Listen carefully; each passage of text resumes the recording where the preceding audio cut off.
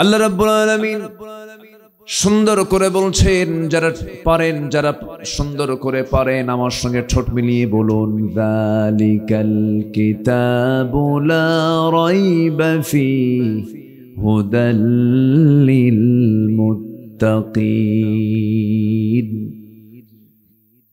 এমন একটি কিতাব যার ভিতরে চুল পরিমাণ, বিন্দু পরিমাণ কোনো সন্দেহের অবকাশ নেই, যা মুত্তাকিদের জন্য হেদায়াত। আল্লাহ তাআলা কিতাবের চ্যালেঞ্জ দিয়ে আল্লাহ রাব্বুল আলামিন শুরু করলেন সূরাটা, শেষ করলেন কিভাবে? সবাই বলুন, রব্বানা ওয়ালা তাহমিল আলাইনা ইসরান কামা হামালতাহু আলাল্লাযীনা মিন ক্বাবলিনা ربنا ولا تحملنا ما لا طاقة لنا به واعف عنا واغفر لنا وارحمنا أنت مولانا فانصرنا على القوم الكافرين। আল্লাহ রাব্বুল আলামিন এই কিতাবের ঠিক মাঝখানে কি বলেছেন? কোরআন জাল্লার কিতাব, কোরআন আল্লাহ তাআলা নিজেই নাজিল করেছেন। কোরআন যে পৃথিবীর কোনো লেখক এটা লেখে নাই, কোনো কবি এই কবিতা রচনা করে নাই, কোনো সাহিত্যিক এই সাহিত্য রচনা করে নাই। কোরআন আল্লাহর পক্ষ থেকে নাজিল হওয়া কিতাব, 286টা আয়াত যার ভিতরে আছে। 286 ঠিক মাঝখানে আল্লাহ রাব্বুল আলামিন যে আয়াতটা সেট করেছেন, সে আয়াত আল্লাহ রাব্বুল আলামিন কি বলেছেন? 286টা আয়াত এই সূরার, এর অর্ধেক কত বলেন? 286 অর্ধেক কত হয় বলেন? 286 অর্ধেক কত? না মনে মনে চিন্তা করতেছেন, হুজুর শুনলাম ওয়াজ শুনতে আসলাম, ওয়াজ শুনতে আপনি অঙ্ক হিসাব, অঙ্ক কেন শিখান আপনি আমাদের? এরকম চিন্তা করতেছেন নাকি? 143। হ্যাঁ, অঙ্ক জানতে হবে। দুনিয়াতে যার অঙ্ক ঠিক আছে, জান্নাতে তার মানে মরার পরে আখিরাতে তার জান্নাতও ঠিক আছে। বলি আলহামদুলিল্লাহ। দুনিয়ার যার অঙ্কের সমস্যা, আখিরাতে তার জান্নাতেও সমস্যা। দুনিয়াতে যার ওজন কম বেশি, আখিরাতেও তার জান্নাতের সমস্যা আছে না নাই? আচ্ছা, জান্নাত পেতেও তার সমস্যা। এজন্য আমরা দুনিয়ার হিসাবগুলোকে ঠিক রাখবো। যেরকম ছেলে মেয়ের সম্পত্তিগুলো অনেক বাপ মা এলোমেলো করে, এটা অঙ্ক না? এটা অঙ্ক কি না? অঙ্ক। বাপ মারা গেছে, বোনকে তার ভাই সম্পদ বুঝে দেয় না, যা পাবে তা দেয় না, এটি কি অঙ্ক না? হিসাব দিতে হবে কার কাছে? আসতে বলবেন না, কার কাছে? আল্লাহর কাছে। আমার বন্ধুগণ, 286টা আয়াত, এর ঠিক মাঝখানের আয়াত আল্লাহ রাব্বুল আলামিন সুন্দর করে বলছেন, ওয়া কাযালিকা জাআলনাকুম উম্মাতান ওয়াসাতান লিতাকুনু শুহাদাআ আলান নাস ওয়া ইয়াকুনার রাসূলু আলাইকুম শাহীদা। জোরে বলুন আল্লাহু আকবার। আমি তোমাদের কেমন ভাবে মধ্যমপন্থী উম্মত করে দুনিয়াতে পাঠিয়ে দিয়েছি। আল্লাহ তাআলা আয়াতের মধ্যে মধ্যম কথাটা বলেছেন। আমরা হলাম মধ্যমপন্থী জাতি। আয়াতটা আল্লাহ রাব্বুল আলামিন ঠিক মাঝখানে সেট করেছেন, সংখ্যা তথ্যের সম্পূর্ণ একটা মিল রেখে, অপূর্ব সমন্বয় রেখে, অর্থের সঙ্গে সঙ্গতি রেখে, এরকম বহু জায়গায় মহান রাব্বুল আলামিন কোরআনের আয়াতগুলো সেট করেছেন। পৃথিবীর কোন মানুষের পক্ষে সংখ্যা তত্ত্বের এক অপূর্ব সমন্বয় রেখে কোরআনের মতো কোরআন রচনা কোনোদিন মানুষের পক্ষে সম্ভব নয়। কোরআন আল্লাহর কিতাব, এরকম অসংখ্য প্রমাণ আল্লাহ রাব্বুল আলামিন কোরআনে কারিমে সেট করে দিয়েছেন। কিয়ামত পর্যন্ত জিন যত যাবে, কোরআনকে চেনা বোঝা বান্দার জন্য তত সহজ হয়ে যাবে। জোরে বলি সুবহানাল্লাহ। আধুনিক তথ্য প্রযুক্তির এই দুনিয়ায় কোরআন ১৫০০ বছর আগে নাযিল হওয়ার পরেও শুধু এখন কেন, কিয়ামত পর্যন্ত সকল জ্ঞানী ভিক্ষুকের মতো কোরআনের দিকে চেয়ে থাকবে। কোরআন থেকে জ্ঞান তার নিতে হবে, কারণ সকল জ্ঞান যেখানে শেষ সেখানে নবীদের জ্ঞান শুরু। যেখানে নবীদের জ্ঞান শেষ সেখানে আল্লাহর জ্ঞান শুরু। কোরআনটা কার রচনা? আসতে বলবেন না, কার রচনা? বুকটা ফেটে যায়। আমার দেশের কিছু উল্লুক ভাল্লুক আছে, কিছু নরাধম জাহান্নামের কিছু কীট আছে। এরা বলে কোরআনের আইনগুলো হলো মধ্যযুগ আইন, এই আইনগুলো আজকের সমাজে চলতে পারে না। বলে বলে না, বলে আজকের সমাজে কোরআন অচল, এটা চলতে দেওয়া যায় না। এমন জাতীয় কথা যদি কোন আব্দুর রহমানের ছেলে যদি আব্দুল মালেক বলে, তার কি ঈমান আছে না গেছে? কিন্তু নাম তো আব্দুল মালেক। নাম কি? আব্দুল মালেক না?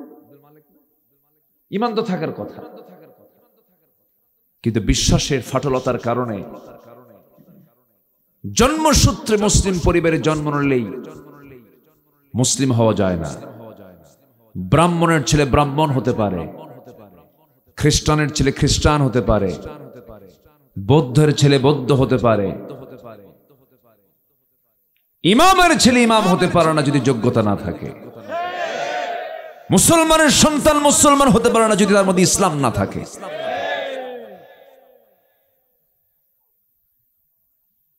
আমার বন্ধুগণ, জান্নাত পাওয়ার জন্য জন্মসূত্র পেয়ে জান্নাত পাওয়া যাবে না।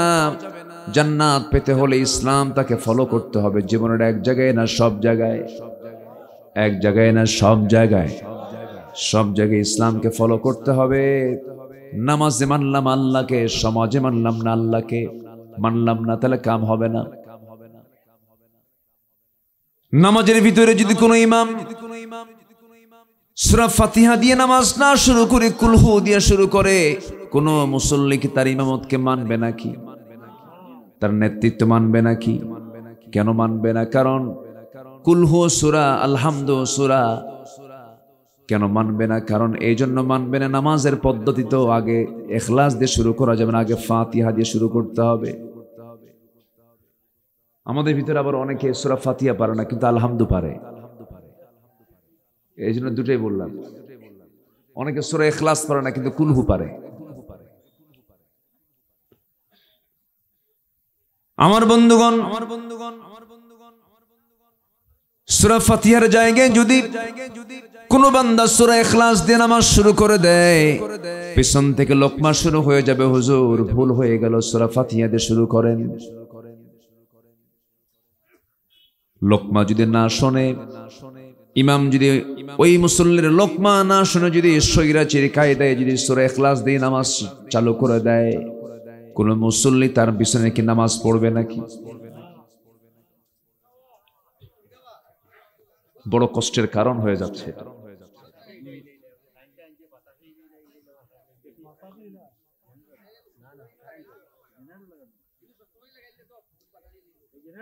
আমার দিকে তাকান। এই অনেকে চলে যাচ্ছেন, যে কি কষ্ট হচ্ছে আপনাদের? আমি কি দোয়া করে দেব? তো ওঠে কেন? বসেন, বসুন। সময় তো জীবনে বহু জায়গায় দিলাম। রাস্তার মোড়ে মোড়ে এখন চার দোকান আগের তুলনায় কম না বেশি? আগে কি এত চার দোকান ছিল? চার দোকান। রাস্তার মোড়ে মোড়ে, ত্রিমোহনী, চৌমোহনী, বিভিন্ন জায়গায়। আমি এই সমস্ত দোকানের নাম দিছি হলো গিবতখানা। কি খানা? গিবতখানা। বিকাল 3টায় বসে বুড়া চাচা, একদম রাত 10টা পর্যন্ত বিড়িও খায়, পানও খায়, চাও খায়। আছে না নাই? খাও দাও, ফুর্তি করো। দুনিয়াটা মস্ত বড়।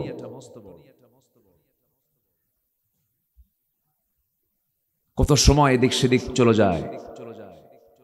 আসুন না, কোরআনের জন্য আমরা একটু সময়টা ব্যয় করি। আমরা কেউ নড়বো না, জোরে বলি ইনশাআল্লাহ। কিন্তু আমরা তো নড়বো না, কিন্তু মাইক তো নড়ে। একটু চেষ্টা করেন এই ছন্দপতন যেন না হয়, একটু খেয়াল করার চেষ্টা করেন। সম্মানিত হাজিরিন, তাহলে ইমাম যদি নামাজের মধ্যে যদি একটা ভুল করে ফেলেন, মুসল্লি ধরে ফেলে, কেমন ভুল? শুধু সূরাটা একটু আকবার করে দিয়েছেন, আগের সূরা পরে দিয়েছেন, পরের সূরা আগে দিয়েছেন, এটা আপনি মানবেন না, আপনি লোকমা দিলেন। ঠিক তেমনি সমাজের যারা নেতৃত্ব দিচ্ছে, তারা যদি কোরআনের জায়গায়, যদি যাকাতের জায়গায় যদি সুদ চালু করে দেয়, বিয়েটাকে উৎসাহ না দিয়ে সেই জায়গায় যদি বেশ্যাবৃত্তির লাইসেন্স দিয়ে দেয়, আল্লাহ তাআলা যেগুলো হালাল করেছেন তা চালু না করে যদি মদের বোতল দিয়ে দেয়, মদের লাইসেন্স দিয়ে দিল, যাকাতের জায়গায় সুদ চালু করে দিল, বিয়ের জায়গায় বেশ্যাবৃত্তির লাইসেন্স দিয়ে দিল, মুসলমান কি চুপ থাকার কথা না প্রতিবাদ করার কথা? প্রতিবাদ কোথায়? নাই তো। মুসলমান যদি আজকে প্রতিবাদী হতো, মুসলমান যদি আজকে সোজা কথা বলতো, মুসলমান যদি আজকে অন্যের বিরুদ্ধে যদি সোচ্চার হয়ে দাঁড়াতো, আজকে কোন সুদখোর সমাজে সুদ সমাজে চালু করতে পারতো না, পারতো না। কিন্তু আমরা তো কথা বলি না, আমরা চুপচাপ থাকি। মুসলমানকে চুপ থাকার জাতি? আসতে বল, মুসলমানকে চুপ থাকার জাতি? পৃথিবীর 200 কোটি মুসলমানের প্রিয় জায়গা হলো বাইতুল আকসা, মসজিদুল আকসা। 200 কোটি মুসলমান যে দুনিয়াতে, মাত্র 1 থেকে 1.5 কোটি ইহুদি, 1 থেকে 1.5 কোটি ইহুদির অত্যাচারে অতিষ্ঠ আজকে 200 কোটি মুসলমান। মুসলমানদের প্রথম কিবলা বাইতুল মুকাদ্দাস,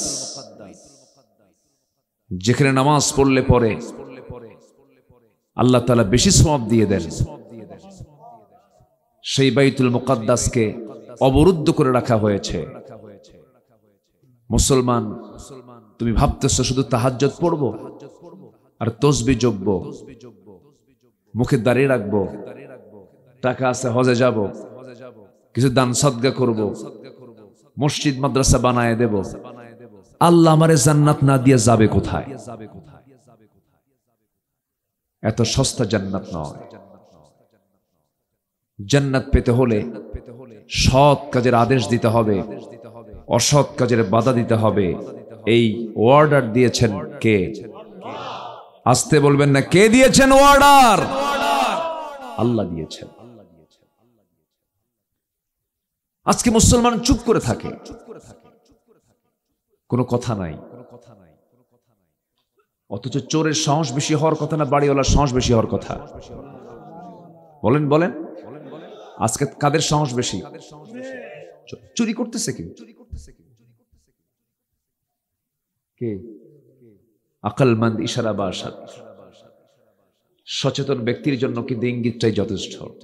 চুরি করতেছে না? ও ডাকাতি তো আছে।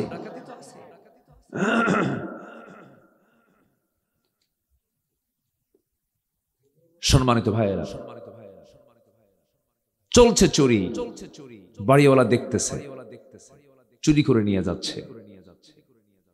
বেশি না, 10 চোর চুরি করতে আসে, বাড়িওয়ালা একজন। শুধু যদি বলে ধর, সবগুলো বঙ্গোপসাগরে হাউডুবু খাওয়ার কথা ছিল, এটাই বলে না, চুপচাপ। গোল ঠিকই দিচ্ছে, কিন্তু গোলকিপার নাই। কথা বোঝেন নাই কি? কথা কি বুঝতেছেন আপনারা? গোল হচ্ছে, গোলকিপার নাই। কি খেলোয়াড় দেখেন, এমন খেলোয়াড় সামনে গোলকিপার রেখে খেলবে না, ফাঁকা ফিল্ডে গোল দিবে, বোঝেন না? কি খেলোয়াড়!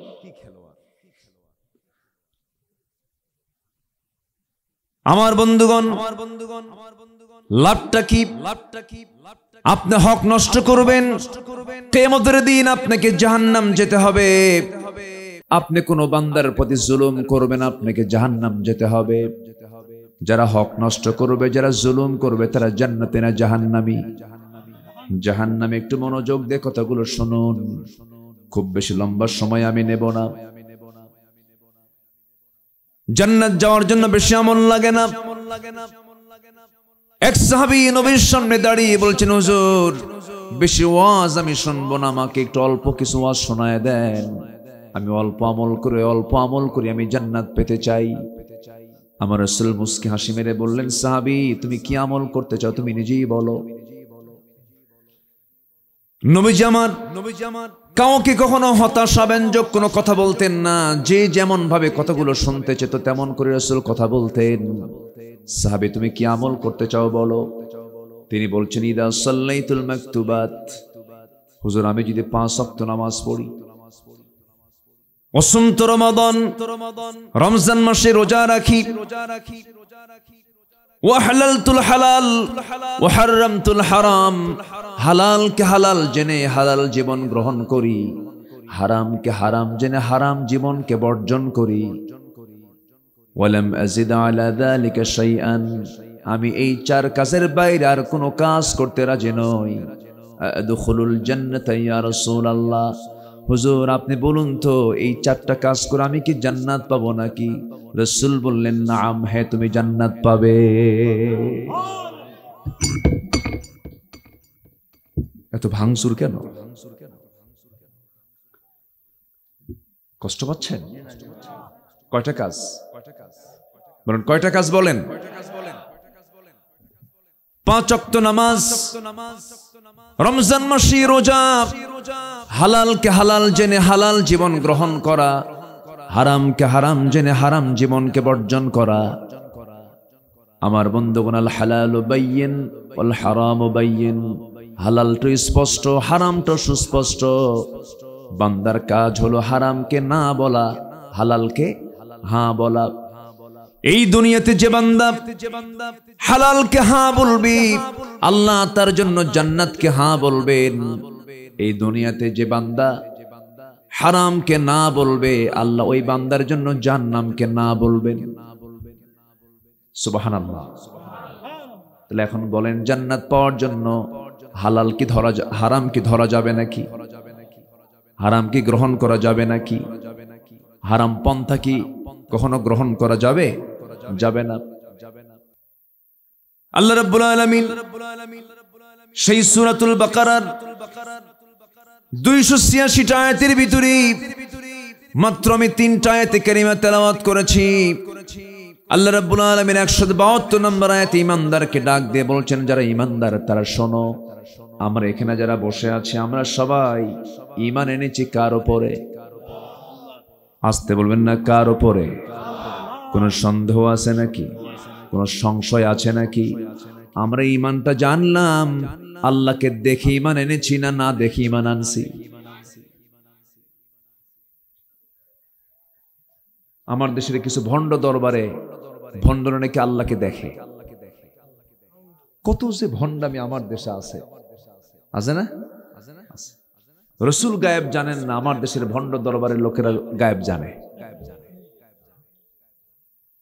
আচ্ছা বলুন তো, আমার দেশে এই মুহূর্তে পীর বেশি না মুরিদ বেশি? বলেন, পীরই বেশি। মসজিদ বেশি না মুসল্লি বেশি? মসজিদই বেশি। মসজিদ একটা আছেই, ওই মসজিদে মুসল্লি ভরে না। জুমার দিন হঠাৎ করে গন্ডগোল, একজন বলে ফেললো বেশি কথা বলবি না, এটা আমার দাদার জায়গার মসজিদ। আবার আরেকজন বলে যা, তোর দাদার জায়গার মসজিদে নামাজ পড়বো না, আমার দাদার জায়গায় একটা মসজিদ বানাবো, যা। আছে না? আসতে বলবেন না, আছে না নাই? তাহলে মসজিদ দরকার না মুসল্লি দরকার? মুসল্লি দরকার।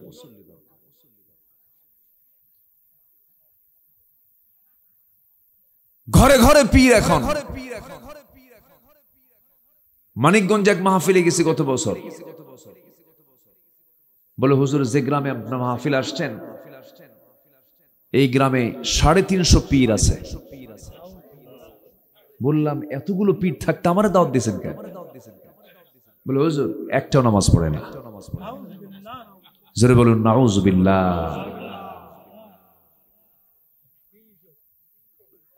ব্রাহ্মণবাড়ি একটা এলাকার নামই আছে 3 লাখ পীর।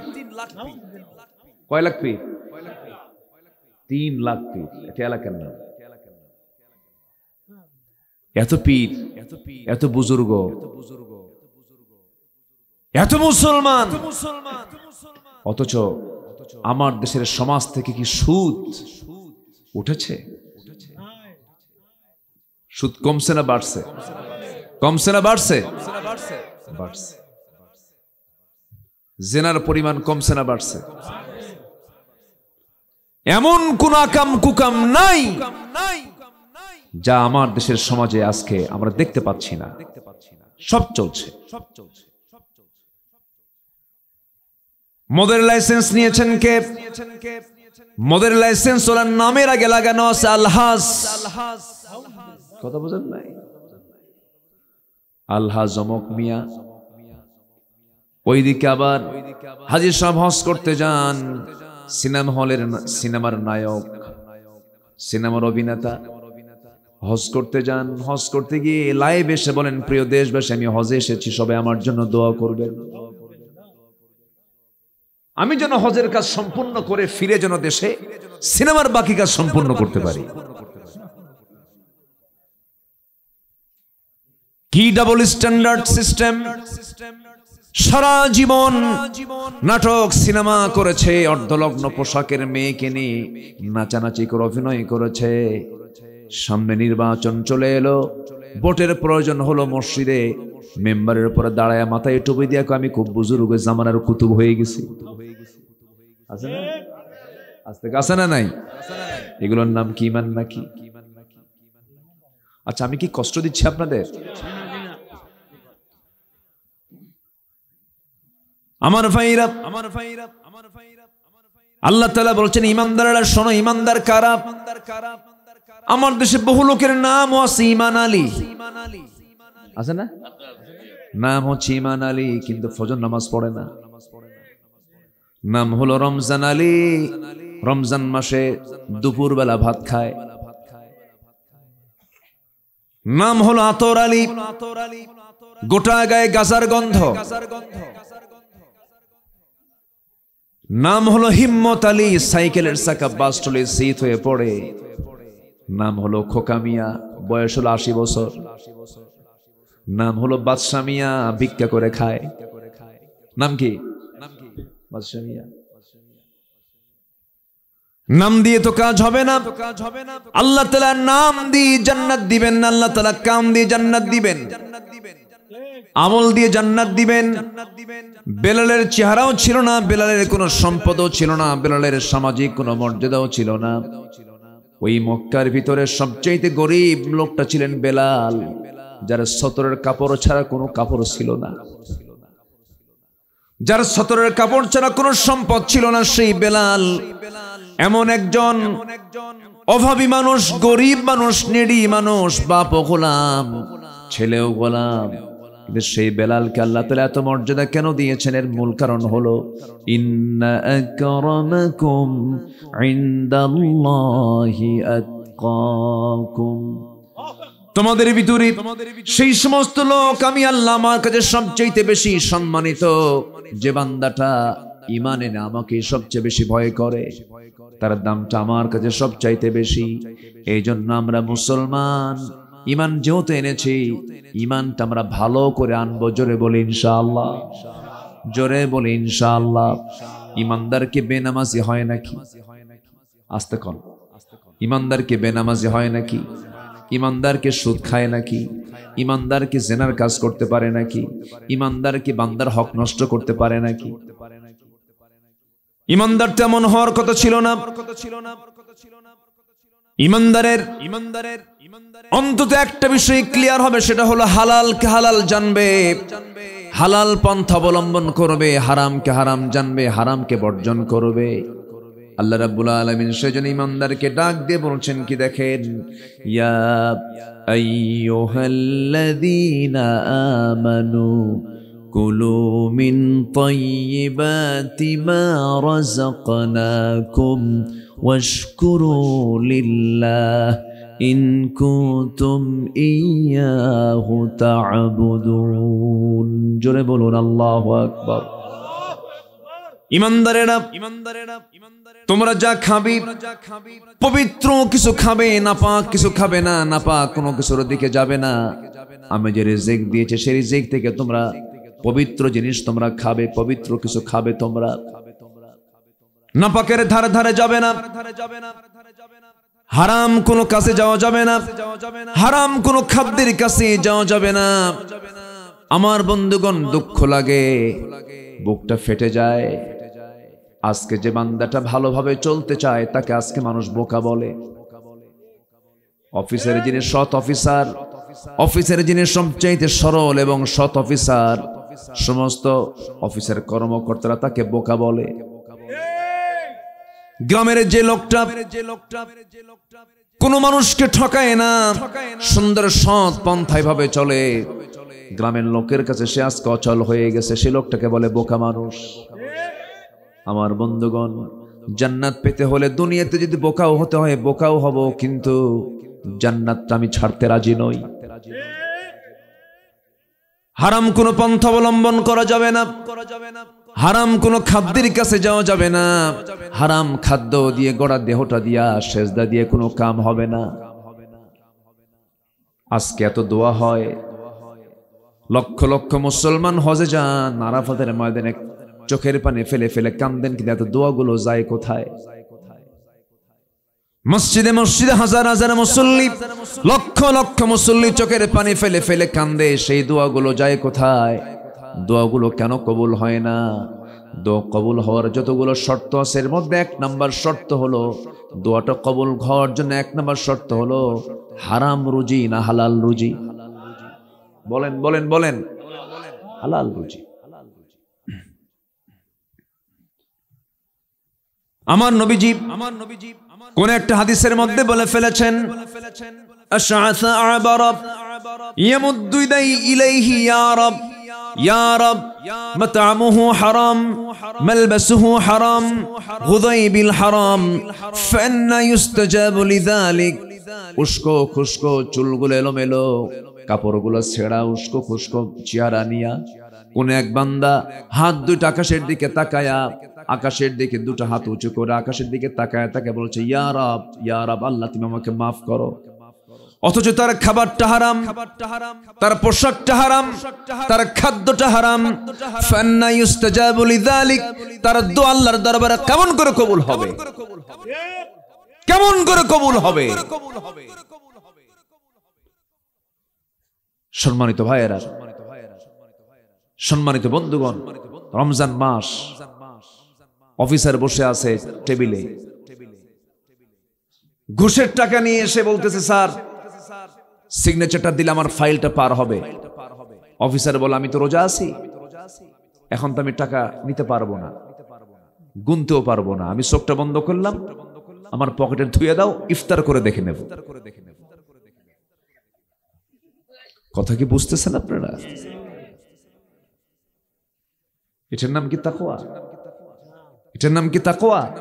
না, হারামকে টোটাল বর্জন করতে হবে। একজন সাহাবী আল্লাহর কাছে যা চাইতেন তাই কবুল হতো। জোরে বলে সুবহানাল্লাহ। সেই সাহাবীর নাম হলো সাদ ইবনে আবি ওয়াক্কাস রাদিয়াল্লাহু তাআলা। যা বলতেন তাই কবুল হতো। তার দোয়া মিস হতো না। বলা হলো সাদ বিন আবি ওয়াক্কাস, তোমার দোয়া কেন মিস হয় না বলো তো, এই রহস্যটা কি? তিনি বলেন, আমি আমার জীবনে একটা লোকমা যখন মুখে নেই, এটার সোর্সটা আমি জানি। আমি আমার জানা মতে আমার জীবনে এক লোকমা খাবারও কখনো হারাম আমার মুখে উঠাই নাই।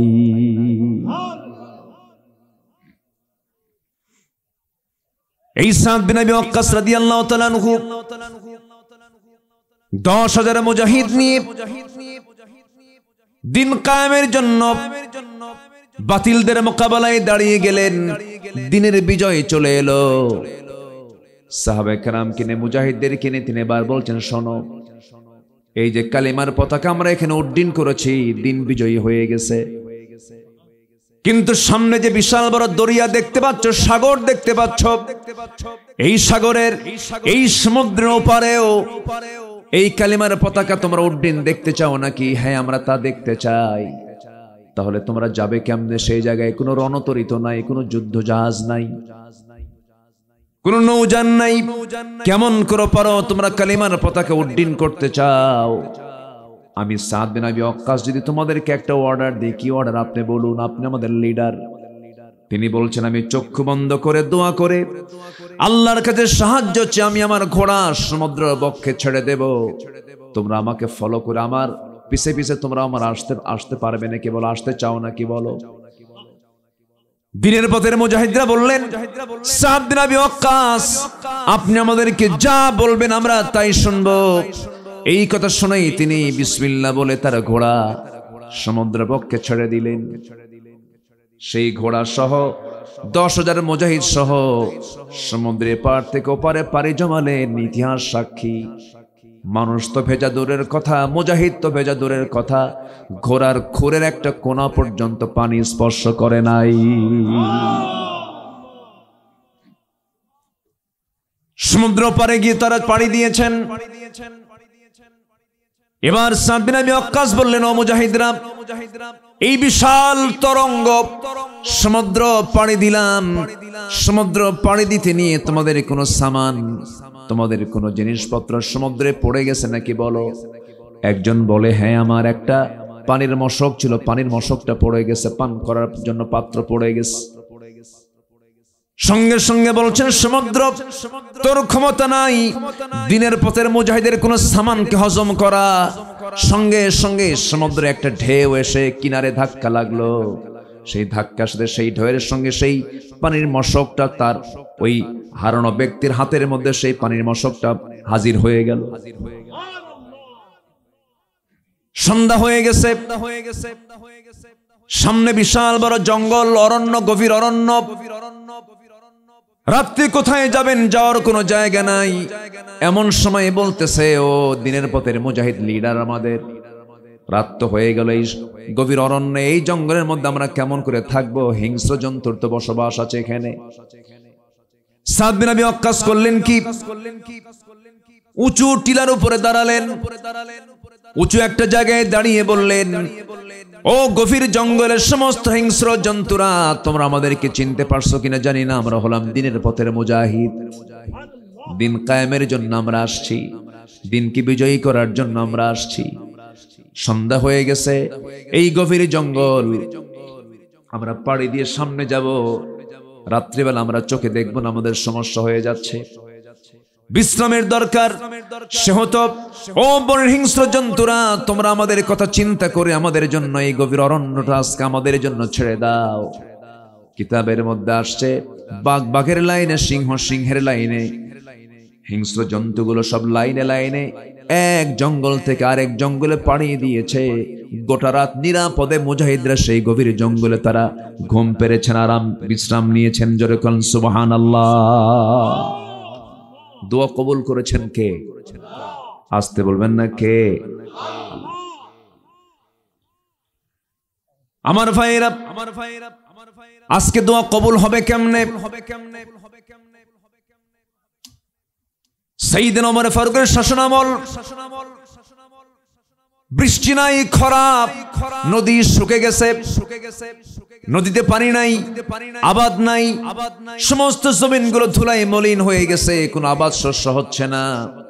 সব লোক এসে জমা হয়ে বলতেছে, ওমরে ফারুক, আমিরুল মুমিনিন, আমরা না খেয়ে কষ্ট করে দিনাতিপাতগুলো করছি, আবাদ নাই, শস্য নাই, নদী শুকায় গেছি, কি করা যায়?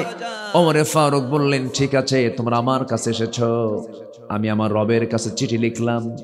সুন্দর একখানা চিঠি লিখে বললেন, এই চিঠিখানা গিয়ে তোমরা দরিয়ার ঠিক মাঝখানে ফেলে দিবা। দরিয়ার যখন ঠিক মাঝখানে ফেলে দিল, সঙ্গে সঙ্গে মরা নদী তাজা হয়ে গেছে। উপচে পড়া ঢেউ, গোটা ধুলাই মলিন জমিনটা সবুজ শ্যামলে রূপান্তরিত হয়ে গেল। জনগণ আসলো শাসকের কাছে, শাসক দোয়া করলেন কার কাছে? তাহলে আমাদের দোয়া কি ডাইরেক্ট কবুল হবে না শাসক হয়ে যাবে? হ্যাঁ, আমার দোয়া চলে যাবে এমপির কাছে, এমপি হয়ে যাবে মন্ত্রীর কাছে, মন্ত্রী থেকে যাবে প্রধানমন্ত্রীর কাছে, প্রধানমন্ত্রীর থেকে শাসকের প্রেসিডেন্টের কাছে। ওই লাইনে যেতে যেতে কামি সারা। কষ্ট পাচ্ছেন নাকি আপনারা? কথা বলবো, কথা বলবো, কথা বলবো। আমার দেশে মানুষ বেশি না চোর বেশি? চোর তো হালাল কামাই, না? হালাল কামাই।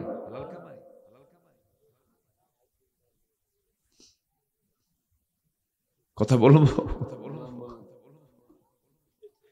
মানুষ কই? এদেশের কৃষক কষ্ট করে কৃষি কাজ করে, তারা কি শিক্ষিত না অশিক্ষিত? তারা কি দেশের ক্ষতি করছে না উন্নতি করছে? উন্নতি। এদেশের গার্মেন্টসে যারা কাজ করে, যারা শ্রমিক, তারা শিক্ষিত না অশিক্ষিত? তারা কি দেশকে পিছিয়ে দিচ্ছে না এগিয়ে দিচ্ছে? ক্ষতি করছে না উন্নতি করছে? উন্নতি করছে। এদেশের যারা মানুষ বাইরে থাকে, প্রবাসী, এই যে মাহফিলটা যারা করাচ্ছেন অধিকাংশ প্রবাসী, তাই না? এই প্রবাসীরা প্রবাস জীবনে বউ ছেড়ে, মা ছেড়ে, বাবা ছেড়ে, আত্মীয় স্বজন ছেড়ে 1000 মাইল পাড়ি দিয়ে প্রবাস জীবনে 120 তলার উপরে বাবুই পাখির মতো ছোট ছোট দেখা যায়, রোদে পুড়ে চামড়া কালো বানায়া পরিশ্রমের টাকা রেমিটেন্স গুলো এদেশে পাঠায়। তারা কি দেশকে পিছিয়ে দিচ্ছে না এগিয়ে দিচ্ছে? লোকগুলো কি শিক্ষিত না অশিক্ষিত? অশিক্ষিত। অশিক্ষিত প্রবাসী, অশিক্ষিত গার্মেন্টস শ্রমিক, অশিক্ষিত কৃষক দেশকে এগিয়ে দিচ্ছে, কিন্তু চুরি করতেছে কারা? কথা বললেই তো দোষ হয়ে যায়। কলমের খোঁচা দিয়া যারা এই হারাম পন্থ অবলম্বন করছো,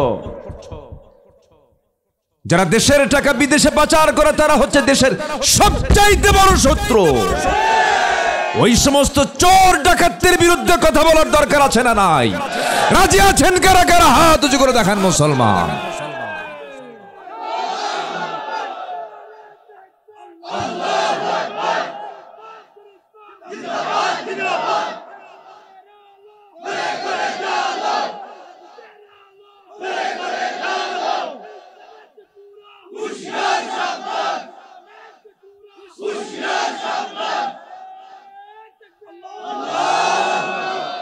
আল্লাহ কবুল করুন। জোরে বলি আমিন, আরো জোরে আমিন।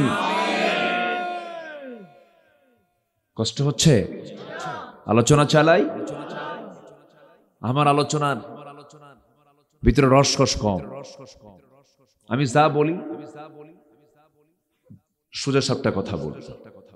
কার গায়ে লাগলো আর কার গায়ে লাগলো না, এই চিন্তা করে আমাদের কথা বললে ধরা খেতে হবে আল্লাহর আদালতে। মরবো কয়বার? কয়বার মরবো? 13টি বছর ধরে কারা জীবন পাড়ি দিয়া জীবন থেকে আমাদের মাঝ থেকে মাইনাস হয়ে গেলেন 13টা বছর। সৈয়দ কুতুব শহীদকে ধরা হয়েছিল, জেলখানে আটকিয়ে রেখে হিংস্র কুকুর তার দেহে লেলিয়ে দেওয়া হয়েছিল। বলা হয়েছিল এই কুকুরটা নিয়ে যেত, দেখতে এই কুকুরটা ওই কুকুরের সঙ্গে কি আচরণ করে। সৈয়দ কুতুব শহীদ তাফসীর ফি জিলালিল কোরআন যিনি লিখেছেন, কুকুর যে দেখে সৈয়দ কুতুব শহীদ সেজদায় পড়ে কাঁদতেছে, আর পাশে কুকুর তাকে পাহারা দিচ্ছে। এটা কুকুর মানুষকে চেনে, কিন্তু মানুষ আজকে মানুষকে চেনে না। মানুষ আজকে মানুষকে চেনে না। সম্মানিত ভাইয়েরা, আবু হানিফা রাহমাতুল্লাহ আলাইহির মৃত্যু হয়েছে বাড়িতে না জেলখানায়? জেলখানায়। মেরেছে কোনো হিন্দু না, কোনো খ্রিস্টান না, কোনো ইহুদি না, কোনো মুশরিক না, কোনো কাফের না। আবু হানিফার মুখের ভিতরে বিষ ঢুকায় দিয়েছে মুসলিম নামধারী মুনাফিকের বাচ্চারা। সেই মুনাফিকরা আজও মনে হয় নাই?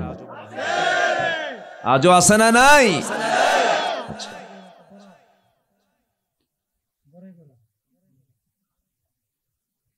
সম্মানিত ভাইয়েরা, আমরা হারাম দিকে যাব না, জোরে বলি ইনশাআল্লাহ। আমরা চলবো হালাল পথে না হারাম পথে? হালাল পথে না হারাম পথে? হারাম কামের কোনো বরকত নাই। হারাম টাকা, হারাম সম্পদ হলো বিষ ফোড়ার মতো। আমি বলি এই কথাটা, আমি বলি বিষ ফোড়ার মতো। কারণ দেহে যদি বিষ ফোড়া হয়, দেহে কি চলে আসে? জ্বর আসে। ছোট্ট বিষ ফোড়া কিন্তু কামসারা, ওটা যতক্ষণ না বের হবে শরীর থেকে আপনি ঠিক থাকতে পারবেন না। ঠিক তেমনি হারাম কোন সম্পদ আপনার অর্জিত হলে আপনি আরামে থাকতে পারবেন না। আপনার ছেলে কথা শুনবে না। আপনার ছেলের ঘরে ঢুকে বালিশ টান দিলে দেখবেন পিস্তল। ছেলেকে বলবেন বাবা তোর বালিশে পিস্তল কেন? ছেলে খেপে গিয়ে পিস্তলটা নিয়ে আপনি পিতা আপনার মাথায় ঠেকিয়ে বলবে বেশি কথা বলবি না, খায়া ফেলাবো। শান্তি নেই। বউ কথা শুনবে না, বউ আরেক দিকে লাইন মারবে। মেয়ে কথা শুনবে না, মেয়ে ইয়াবা খায় শীত হয়ে পড়ে থাকবে। হারামের কোনো আরাম নাই। আমরা হালাল ভিত্তিক জীবন যাপন করব। জোরে বলি ইনশাআল্লাহ, আরো জোরে বলি ইনশাআল্লাহ।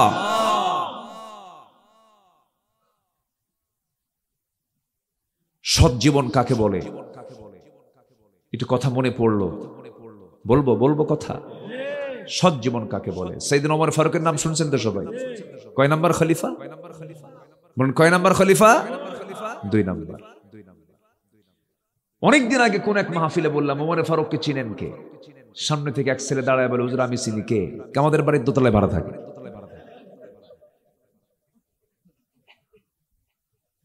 সাইয়েদনা ওমর ফারুক রাদিয়াল্লাহু তাআলা আনহু ছোটখাটো শাসক না, অনেক বড় শাসক। 40টা রাষ্ট্রের তিনি রাষ্ট্রপ্রধান। কিন্তু কি জীবন ছিল তার দেখেন। হালাল জীবন কাকে বলে?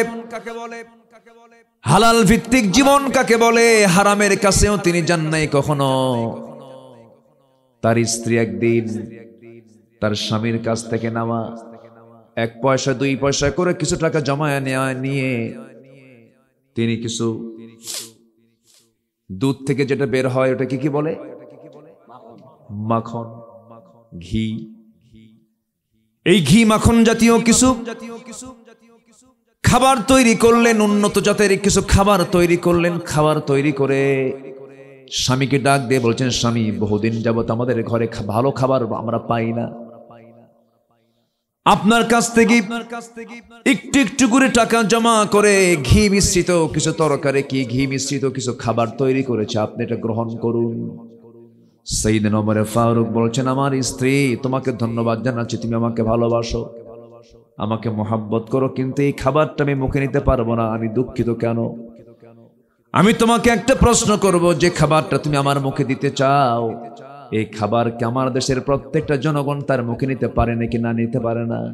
যে খাবার আমার দেশের জনগণ মুখে নিতে পারে না, সেই খাবার ওমর কখনো মুখে নিতে পারে না।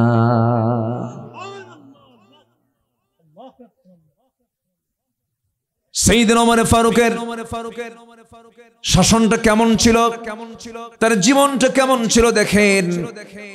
আইনের দিক থেকেও তিনি খুব ইনসাফ ভিত্তিক তিনি আইন প্রতিষ্ঠা করেছেন, ইনসাফ ভিত্তিক সমাজ তিনি গড়ে তুলেছিলেন। তার শাসনামলে পার্শ্ববর্তী দেশের একজন রাজা জাবালা আল্লাহর ঘর জিয়ারা করার জন্য চলে যায়। আল্লাহর ঘর জিয়ারা করতে নিয়ে ইহরামের কাপড় পরে জিয়ারা করতে হয়, তোয়াফ করতে হয়। সেই তোয়াফ করতে নিয়ে ইহরামের কাপড়ের সঙ্গে একজন সাধারণ কোন এক ব্যক্তির পায়ের সঙ্গে চাপ লেগে তার ইহরামের কাপড়টা শরীর থেকে খুলে আসে। শরীর থেকে যখন তার ইহরামের কাপড়টা খুলে আসে, সঙ্গী সঙ্গী জাবালা নিজেকে নিয়ন্ত্রণ করতে না পেরে ইহরামরত অবস্থায় সেই ব্যক্তির গাল যেটা একটা থাপ্পড় হাঁকায় দেয় আর বলে, তুই আমার ইহরামের কাপড়টা খুলে ফেললি। সেই সাধারণ নাগরিকটা গিয়ে ওমর ফারুকের কাছে নালিশ দিয়ে বলে, না, আমিরুল মুমিনিন অমুক ব্যক্তি আমাকে থাপ্পড় মেরেছে ইহরামরত অবস্থায়। সাইয়েদনা ওমর ফারুকের কানে যখন এই রিপোর্ট চলে গেল, রাজা দেখলেন না, বিশেষ কোনো ব্যক্তি দেখলেন না, কারণ আইন সবার জন্য, বিচার করতে হবে ব্যক্তি দেখে না আইন দেখে। আর এখন বিচার করে আইন দেখে না ব্যক্তি দেখে। কি দেখে? ব্যক্তি দেখে। আমার বন্ধুগণ, সাইয়েদনা ওমর ফারুকের সামনে রাজা জাবালা হাজির হয়ে গেলেন। রাজা জাবালাকে সামনে দাঁড়িয়ে বলতেছেন, ওমর ফারুক, তুমি একটা দেশের রাজা, তুমি ইহরাম তুমি তোয়াফ করতে এসেছো, ভালো কথা। এই লোকটা আমার কাছে অভিযোগ দিয়েছে তুমি তাকে থাপ্পড় মেরেছো নাকি? হ্যাঁ, আমি থাপ্পড় মেরেছি। কেন? এই কাজটা করলো কেন সে? সাইয়েদনা ওমর ফারুক বললেন, যেহেতু তুমি তাকে থাপ্পড় মেরেছো, তার বদলা তোমার গালেও থাপ্পড় হাঁকাতে হবে। রাজা জাবালা বলতেছে, সে একজন সাধারণ মানুষ, আমি একজন রাজা মানুষ, এটা কি কেমন করে হয়? সাইয়েদনা ওমর ফারুক বললেন, শোনো রাজা জাবালা, আমি ওমর সাধারণ কোন শাসকের কাতারের শাসক আমি নই, আইন সবার জন্য সমান। তুমি যেমন করে যে ওজনে তুমি তাকে থাপ্পড় মেরেছো, সেই তো বুঝবে কেমন ওজনের থাপ্পড় তুমি দিয়েছো। আমি তাকে অর্ডার দিলাম, সেই ওজন অনুযায়ী তুইও তাকে থাপ্পড় মেরে সোজা কর। আল্লাহু আকবার বলেন।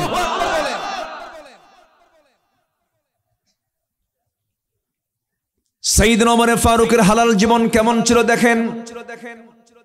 এক বোতল মধু রাষ্ট্রের তহবিল থেকে, রাষ্ট্রের খাবার থেকে এক বোতল মধু তিনি ভাগে পেয়েছেন, তার প্রতিবেশী সহ এক বোতল মধু নিয়ে তিনি বাড়িতে আসলেন। 4-5 জন প্রতিবেশী সমান করে ভাগ করে দিতে হবে মধুগুলো। বউকে ডাক দিয়ে বলছেন, বউ আমার, এই যে এক বোতল মধু, এই মধুগুলোকে সুন্দর করে সমান 4 ভাগে ভাগ করে 5 ভাগে ভাগ করে সবার কাছে সমান করে দিয়ে আসো যাও। এক বোতল মধু স্ত্রী হাতে এই দায়িত্ব দিয়ে যখন পাঠালেন, পিছন থেকে আবার ডাক দিয়ে বলছে, স্ত্রী, বোতলটা আমার হাতে দিয়ে দাও। বোতলটা হাতে নিয়ে বলছে, আমি তোমাকে মাপতে দেব না, ভাগ করতে দেব না। বলেন তো, কোন স্ত্রীকে যদি এমন করে বলে, বউকে খুশি হওয়ার কথা না বেজার হওয়ার কথা? ভাববে কি? আমারে বিশ্বাস করে না, আমারে বিশ্বাস করে না। স্বামী স্ত্রীর মধ্যে দ্বন্দ্ব হয় না? আস্তে কয়, ভুল বোঝাবুঝি হয় না?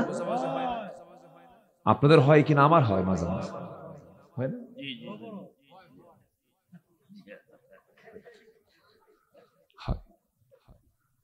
মুরব্বির বয়স বেশি তো অভিজ্ঞতা বেশি, এই জন্য একটু বারবার বলতেছি। হয়, একটু ভুল বোঝাবুঝি হলে, একটু অভিমান হলে পরে মোহাব্বত কমে না বাড়ে? আরো বাড়ে।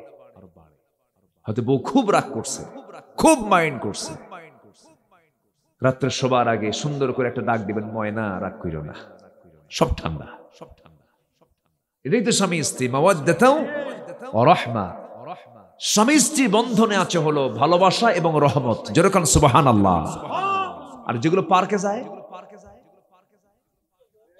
মোহাব্বত কিছু থাকতে পারে, কিন্তু রহমত, আস্তে রহমত, কোন রহমত নাই। সকল শিশু পার্ক গুলো শিশু দিয়ে ভরা, না শিশুর মা খেলা দিয়ে ভরা? নাম শিশু পার্ক হলো কেন? আমার তো এটাই বুঝে আসে। দ্বন্দ্ব লাগে, স্বামী স্ত্রী দ্বন্দ্ব লাগতেই পারে। আমার নবীর সাথে একদিন আম্মা জান আয়েশার দ্বন্দ্ব। আম্মা জান আয়েশা বলতেছেন, আমি আপনার বিচার করব। চিন্তা করেন, বিশ্ব নবীর সামনে দাঁড়িয়ে বলতেছেন, আমি আপনার কি করব? বিচার করব। রাসূল বলেন, তুমি কি বিচার করবা? আব্বাকে দিয়ে বিচার করবো আপনার। যাও তোমার আব্বাকে ডেকে আনো। আব্বাকে ডেকে আনছে। আব্বাকে যখন বলছে, আব্বা এই হইছে, বাপ তো নবীর পক্ষে। বাপ কার পক্ষে? শুধু জামাই তো না, এটা তো নবী। আবার ভিতরে ঢুকেই সাইয়েদনা আবু বকর সিদ্দিক রাদিয়াল্লাহু তাআলা তার নিজের মেয়েকে মারার জন্য আগায় যাচ্ছেন। রাসূল বলছেন, আবু বকর তুমি হলে বিচারপতি, তুমি মারার জন্য যাও কেন? বিচার করো। তো মারতে যখন যাচ্ছেন তখন তিনি ভয়ে আম্মা জান আয়েশা দৌড় মেরে আবার নবীর পিছনে দাঁড়াইছেন। রাসূল বলতেছেন, তুমি বিচার চাইলা আমার, তুমি আমার পিছনে দাঁড়াও কেন? সুবহানাল্লাহ বলবেন না? তাদের ভুল বোঝাবুঝিটা, তাদের অভিমানটার মধ্যেও একটা শিক্ষা আছে, বলি আলহামদুলিল্লাহ। আর এখনকার স্বামী বউয়ের যে গন্ডগোলের সাইজ, বউ আছে বাংলাদেশ, স্বামী আছে মালয়েশিয়া, ওখান থেকে রাগের ঠেলা কয় তুই তালাক। বউটা আছে বাংলাদেশে, স্বামী আছে কাতার, ওখান থেকে কথা বলতে বলতে রাগের ঠেলায় ফোন ভেঙে ফেলে বলে, যা তোর 100 তালাক দিয়ে দিলাম, যা। তালাক টালাক দিয়া পরে আমাদের কাছে ফোন দেয়, হুজুর কাম তো সারছি। কি হয়েছে? তালাক দিছে। কি কইছেন? হুজুর রাগের ঠেলায় সেঞ্চুরি করছে। সেঞ্চুরি করলেন মানে হুজুর 100টাও কইছে। 100 তো নাই কোরআন শরীফে। 3 পর্যন্ত যেতে পারেন, তো 100 তো নাই। হুজুর রাগের ঠেলায় কইছে, এমন কি শাশুড়ি শুদ্ধ তালাক দিছে। দেখেন আমাদের স্বামী স্ত্রী, আমাদের সমাজের স্বামী স্ত্রীর মধ্যে কি গন্ডগোলের সাইজ দেখেন। সম্মানিত ভাইয়েরা, স্বামী স্ত্রীর মধ্যে দ্বন্দ্ব হতে পারে, কিন্তু সেই দ্বন্দ্বের মধ্যেও সীমাবদ্ধতার দরকার আছে না নাই বলেন তো? আছে। সাইয়েদনা ওমর ফারুকের নাম শুনলে কি মনে হয়? নরম মনে হয় না গরম মনে হয়? কিন্তু এই শাসক ওমর ফারুক রাদিয়াল্লাহু তাআলা তার বউয়ের কাছে খুব নরম ছিলেন, খুবই নরম ছিলেন। একদিন এক বিচারের জন্য এক ব্যক্তি এসে সাইয়েদনা ওমর ফারুকের ঘরের পাশে দাঁড়ায় আছে। দাঁড়ায় থেকে তিনি ভাবতেছেন যে আমার ফ্যামিলির সমাধানের জন্য ওমর ফারুক যদি একটা সমাধান করেন ভালো হবে। কিন্তু উনি দাঁড়ায় থেকে দেখেন বেশ কিছুক্ষণ ধরে ওমর ফারুক রাদিয়াল্লাহু তাআলা আনহুকে তার স্ত্রী খুব ধমকায় কথা বলতেছে। এই চিত্র দেখে ভাবলেন যে এই লোকের কাছে কি বিচার চাবো, থুয়ে চলে যাচ্ছে।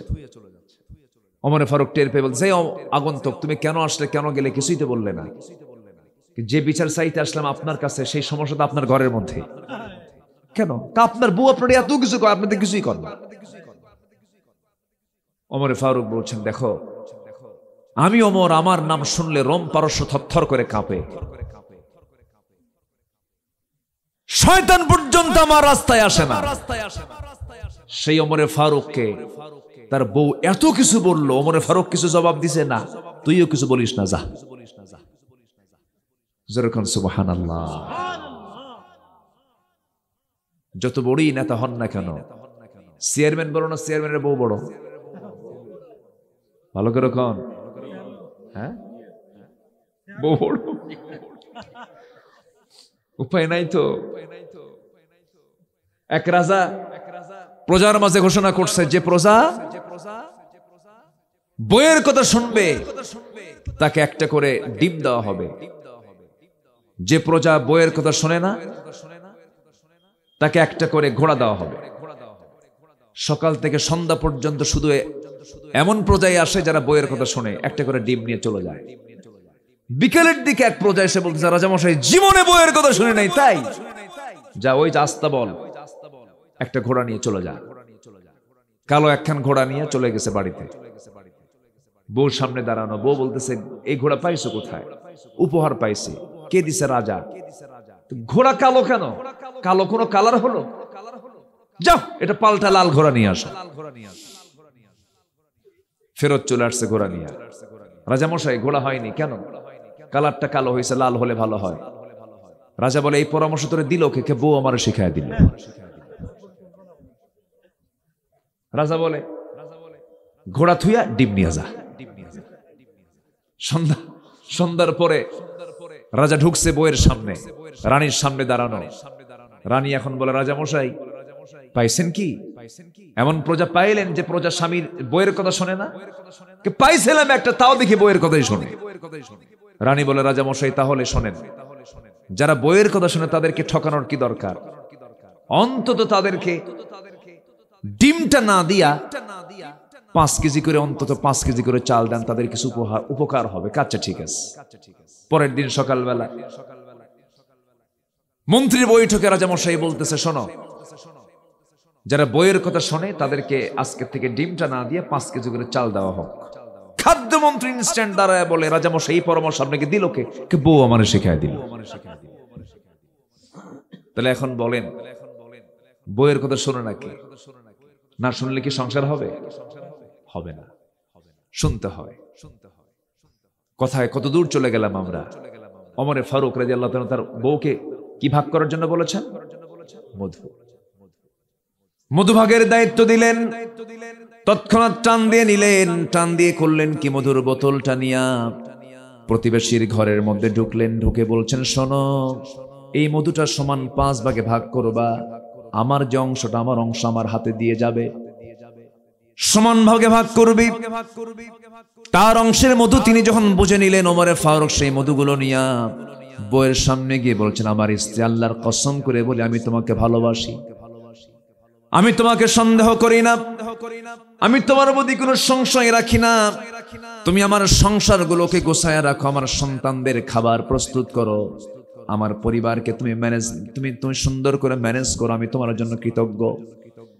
কিন্তু আল্লাহর কসম করে বলে আমি তোমাকে সন্দেহ করে তোমার হাত থেকে আমি মধুর বোতলটা নেই নাই। মধুভাগের দায়িত্ব আমি তোমাকে আগে প্রথম দিয়েছিলাম, কিন্তু পরক্ষণেই ভেবেছি এই মধুভাগটা করতে গিয়া যখন তুমি 4টা 5টা ভাগ করতে যাবে, মধু হলো তরল জিনিস, হাত দিয়ে তো ভাগ করতে হবে। অন্তত সমান ভাগে ভাগ হলো, কিন্তু মধু ভাগ করতে গিয়ে অন্তত 1 ফোঁটা হোক, 2 ফোঁটা হোক, 3 ফোঁটা হোক, সেই মধুটা হাতের মধ্যে লেগে যাবে। এই 2 ফোঁটা 3 ফোঁটা মধু আমাদের হাতের মধ্যে লেগে যাক, এটা চাই নাই মনে করে মধুভাগের দায়িত্বটা আমরা না নিয়ে প্রতিবেশীকে দিয়েছি। কারণ কিয়ামতের দিন এতটুকুন বিষয় আল্লাহ তাআলা আমাকে ছাড়বেন না। আল্লাহ তাআলা এই জন্য বলেছেন, কুলু মিন তাইয়্যিবাতি মা রাযাকনাকুম, আমি তোমাদের যে রিজিকটা দিয়েছি সেই রিজিক থেকে তোমরা পবিত্র কিছু খাও, হারাম কিছু উপার্জন করতে যেও না। সাইয়েদনা ওমর ফারুকের শাসন আমল, তিনি হলেন খলিফাতুল মুসলিমিন। রাষ্ট্রের পক্ষ থেকে কিছু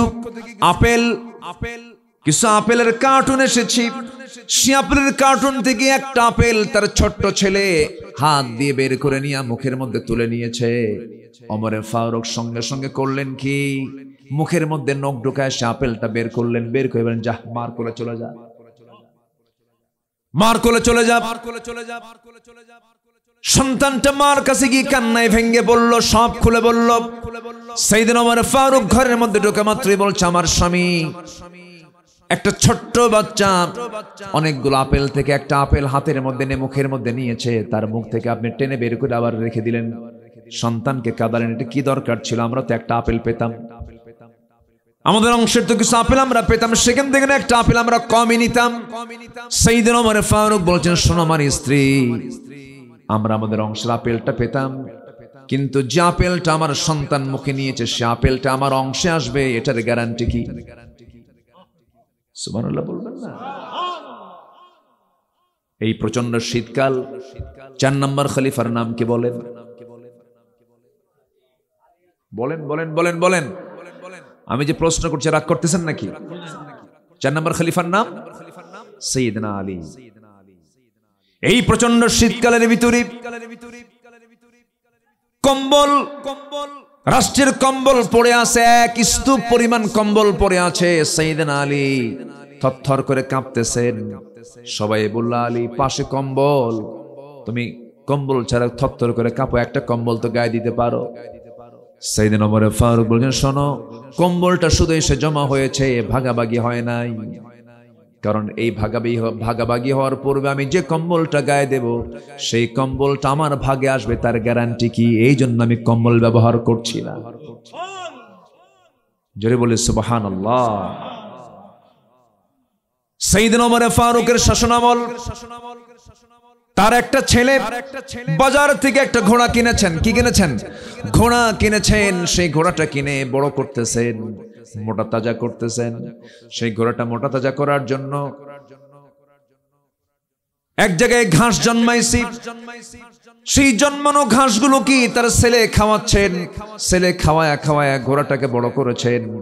ঘোড়া বিক্রি করতে গেছেন, ঘোড়া বিক্রি করেছেন, যে দামে কিনেছেন তার চেয়ে বেশি দামে বিক্রি করেছেন, কিছু লাভ হয়েছে। বাড়িতে সেই লভ্যাংশের টাকা সহ ঘোড়া বিক্রির টাকা নিয়ে যখন ঘরের মধ্যে ঢুকেছেন, সাইয়েদনা ওমর ফারুক বলছেন, আমার সন্তান কলিজার টুকরা ঘোড়া কি করছো? বিক্রি করছি। কত টাকা দিয়ে বিক্রি করছে? এত টাকা। কিনছিলে কত টাকা দিয়ে? এত টাকা দিয়া। ঘাসটা খাইছে কিসের? এবার সন্তান বলতেছি, আব্বা, এই যে রাষ্ট্রের জায়গা কিছু ছিল, সেই জায়গায় ঘোড়াটা বেঁধে রাখতাম, এখান থেকে ঘাসগুলো খাইছে। ওমর ফারুক বলছেন, যতটুকু লাভ হয়েছে এই লভ্যাংশ টাকাগুলো তুমি রাষ্ট্রীয় কোষাগারে জমা দিয়ে দাও। জোরে বলে সুবহানাল্লাহ। এটাই হচ্ছে হালাল জীবন। কি জীবন বলেন? হালাল জীবন। আমি কি আলোচনা চালিয়ে যাব? কারো কোনো সমস্যা? 12টা বাজলো কখন?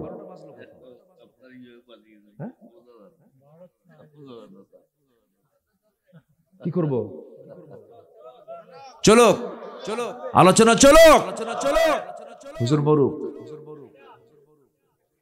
হুজুর বলি আলহামদুলিল্লাহ। ফজর পড়বেন কারা কারা? একটু হাত তুলুন দেখে। ফজর পড়বেন কারা কারা? জোরে বলি ইয়া আল্লাহ। আরো জোরে ইয়া আল্লাহ। আমাদেরকে ফজর, জোহর, আসর, মাগরিব, ইশা 5 ওয়াক্ত সালাত আদায় করার তৌফিক তুমি আল্লাহ দিয়ে দাও। জোরে বলি আমিন। আরো জোরে আমিন। কষ্ট দিলাম মনে হয়। নামাজ আগে। আপনি যদি থাকতে চান আমার কোনো আপত্তি নেই, আলোচনা চালাবো আমি, কোন আপত্তি নাই তো? কতক্ষণ থাকবেন? সারা রাত? মুরব্বি কি কয়? ব্যাপক হিম্মত দেখতেছি। ওয়াজ করলে ঘেমে যাই, আজকে কোনো ঘামাঘামি নাই। এত ঠান্ডা পড়ছে, আমি অনুমান করছি প্রচন্ড ঠান্ডা। কিন্তু আমার মনে হয় এই বছরের প্রথম আজকে ঠান্ডা। গতকাল থেকে সারাদিন বাতাস ছিল মনে হয়। এই ঠান্ডার মাঝে যারা মাহফিল আসছেন, আমি মনে করি এক একজন বীর মুজাহিদের ভূমিকা পালন করেছেন। আলহামদুলিল্লাহ, বিশাল ব্যাপার। কিন্তু এত ঠান্ডা, আর পাশে আমি তো কোনো ঘর বাড়ি দেখি না, খালি দেখি ইন্ডিয়া, তাই না? জি আলহামদুলিল্লাহ। আমার দিকে তাকান। তাহলে একটা সিদ্ধান্ত আমরা নেব, মরিচ ভর্তা খাই আর আলু ভর্তা খাই, যেটাই খাই হারাম খাবো না হালাল খাবো? হারাম দিয়া বিরিয়ানি, জর্দা, দই মিষ্টি খাওয়ার চাইতে হালাল টাকার মরিচ ভর্তাই আল্লাহর কাছে সবচেয়ে বেশি প্রিয়।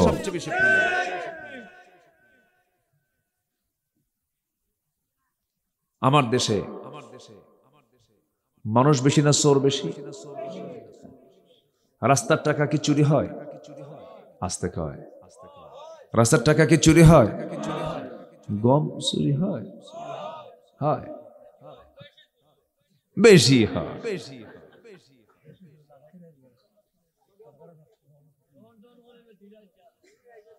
একদম শেষ না, একদম ওপেন সিক্রেট। মসজিদে যাবেন, আরাম পাওয়া যায় না। গোটা পৃথিবীর ভিতরে একমাত্র বাংলাদেশ ছাড়া আমার চোখে ধরা পড়ে না এমন কোন দেশ আছে যে দেশে জুতা চুরি হয়? আমার দেশ একমাত্র সোনার বাংলাদেশ, যে দেশে মসজিদেও জুতা চুরি হয়। নতুন জুতা কিনেছেন, নতুন জুতা কিনে যদি আপনি মসজিদে যান, মসজিদের বাইরে যদি জুতা রেখে নামাজ পড়তে যান, নামাজ হওয়াই কঠিন টেনশনে। জুতা হাতে নিয়ে পিছনে রাখলেও সমস্যা, রুকুতে যাবেন দেখা যাবে না। সামনে জুতা রাখতে হয়, সামনে জুতা রেখে নামাজ পড়তে হয়। রুকুতে গেছেন, মনে মনে ভাবেন জুতা আছে তো, জুতা আছে তো। বসে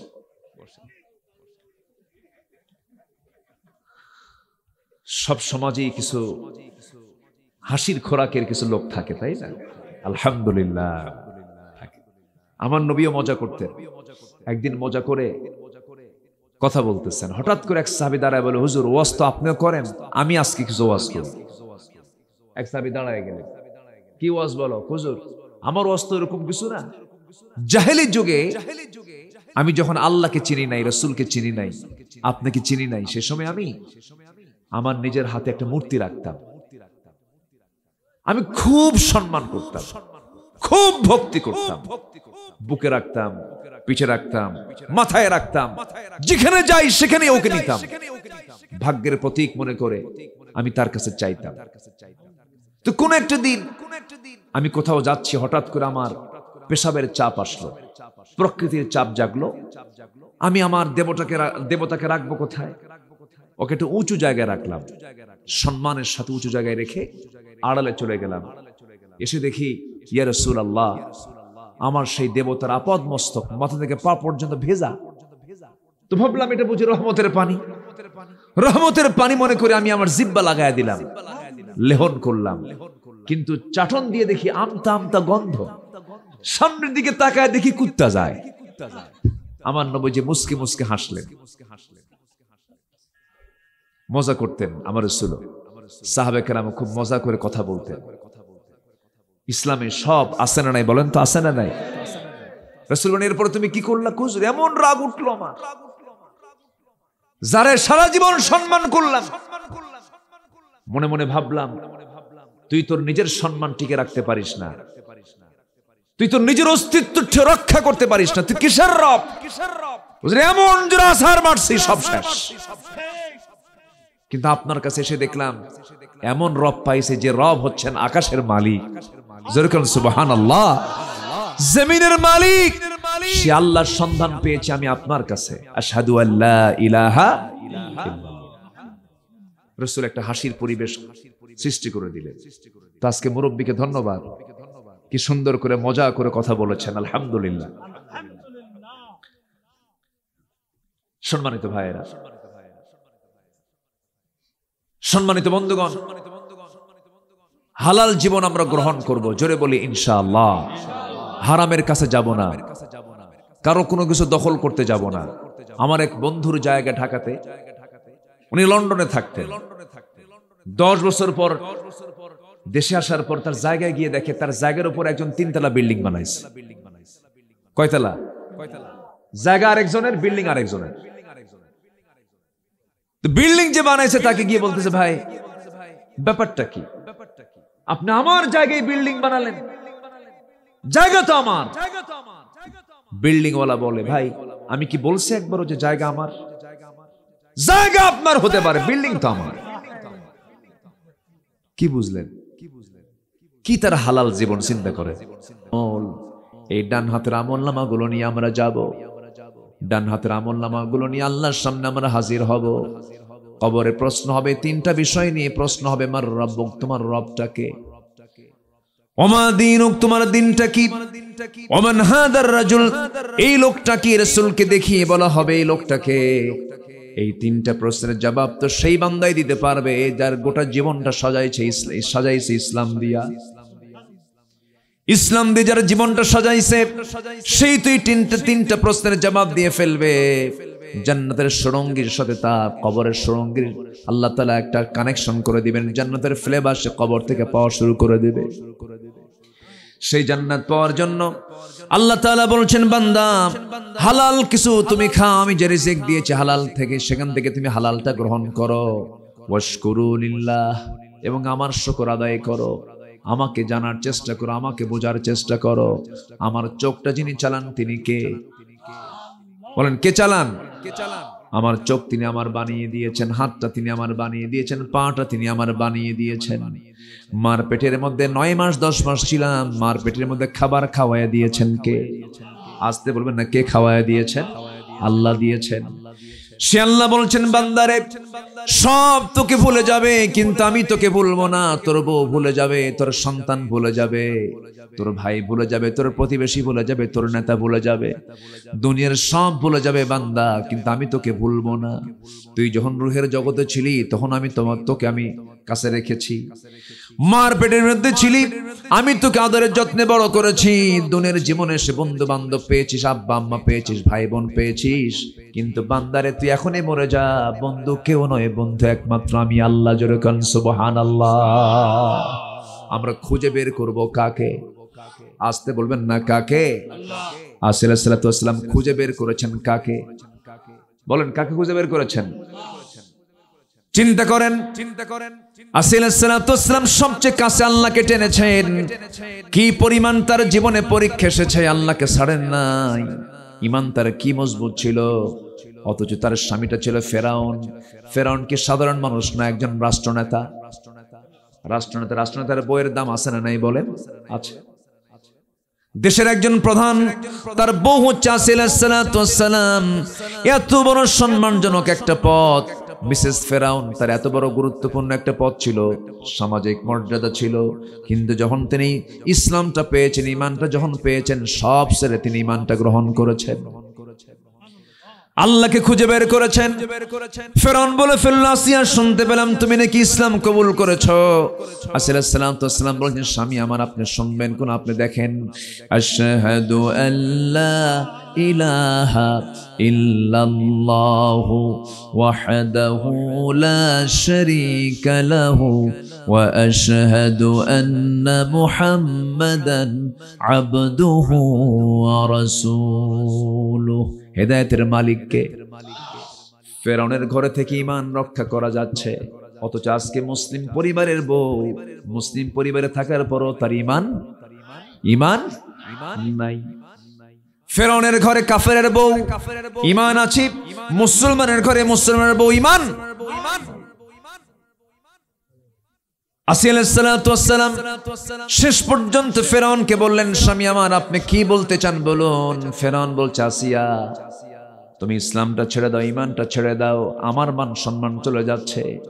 আসিয়া বলছেন, স্বামী আমার, আপনি আমাকে এমন বিষয়ে আমাকে অনুরোধ করছেন, এই অনুরোধ আমি রক্ষা করতে পারবো না, কারণ এই পৃথিবীতে আমার কেউ আপন নয়, আমার আপন হতেছে একমাত্র আমার আল্লাহ তাআলা। ওয়াশকুরু লিল্লাহ, ওয়াশকুরু লিল্লাহ, আমার শুকর আদায় করো। আসিল সাল্লাল্লাহু আলাইহি ওয়াসাল্লাম শেষ পর্যন্ত ঈমানটা নিয়ে টিকে রাখলেন, ঈমানটা নিয়ে তিনি টিকে থাকলেন। ফেরাউন বলছে, আসিয়া শোনো, তোমার মতো আরেকজন ইসলাম কবুল করছে, আমি তারে ধরে মেরে ফেলবো। তার দাসীকে ধরে আনা হলো, হাতের মধ্যে পেরেক ঢুকালো, পায়ের মধ্যে পেরেক ঢুকালো, পেরেক ঢুকায় বললো, আসিয়া দেখ, এর একটা করে অঙ্গ আমি কেটে ফেলতেছি, দুনিয়া থেকে বিদায় করব, তোকেও দুনিয়া থেকে বিদায় করব, তুই আল্লাহরে ছাড়, ঈমানকে ছেড়ে দে। আসিল সাল্লাম বলছেন, আমার স্বামী, আপনি আমাকে যে ভয় দেখাচ্ছেন সেই ভয় তো আমার কাছে কোনো ভয় নয়, কারণ মৃত্যুর ভয় ঈমানদার আনতে পারে না, কারণ মৃত্যু না আসা পর্যন্ত বান্দা আল্লাহর সাক্ষাৎ পাবে না। আমি আল্লাহকে পেতে চাই, মৃত্যুকে ভয় পাই না। শেষ পর্যন্ত ফেরাউন আলাইহিস সালামকে হত্যার পরিকল্পনা করে ফেললো। হামানের সাথে পরামর্শ করে জাল্লাত রেডি করে ফেললো। জাল্লাত রেডি করে আসিয়ার সামনে জাল্লাতকে হাজির করাইয়া দিল। হাতের মধ্যে করাত নিয়ে দাঁড়ায় আসিয়ার সামনে। আসিয়াকে বলা হলো, আসিয়া, এই যে করাত, তোমাকে দ্বিখণ্ডন করে দুনিয়া থেকে বিদায় করে দেওয়া হবে। আসিয়া বলছেন, আমার স্বামী, আপনি আমাকে যত ভয় দেখাচ্ছেন, আমার ঈমানটা তত পাকা হয়ে যাচ্ছে, আমি তত মজবুত হয়ে যাচ্ছি। সঙ্গে সঙ্গে করাতটা যখন তার কপালে লাগানো হলো, সেই সময় তিনি বলছেন, ও ফেরাউন, আমি আমার আল্লাহর সামনে আমি আমার জান্নাত দেখতে পেতেছি। জোরে বলেন সুবহানাল্লাহ। আল্লাহ তাআলা আমাকে জান্নাত দেখায় দিতেছেন, জান্নাতের গন্ধ আমি পাচ্ছি। এমন সময় করাত দিয়ে যখন তার কপালে করাত দিয়ে যখন তার কপালটা চেরা হয়, রক্তগুলো ফিঙ্কি দিয়ে পড়তেছে, সেই সময় আলাইহিস সালাম কাউকে ডাকেন নাই, ডেকেছেন কাকে? আমরা কাউকে ডাকবো না, ডাকবো একমাত্র কাকে? আমার সবচেয়ে আপনটাকে। ওয়াশকুরু লিল্লাহ, শুকরিয়া আদায় করবে কার?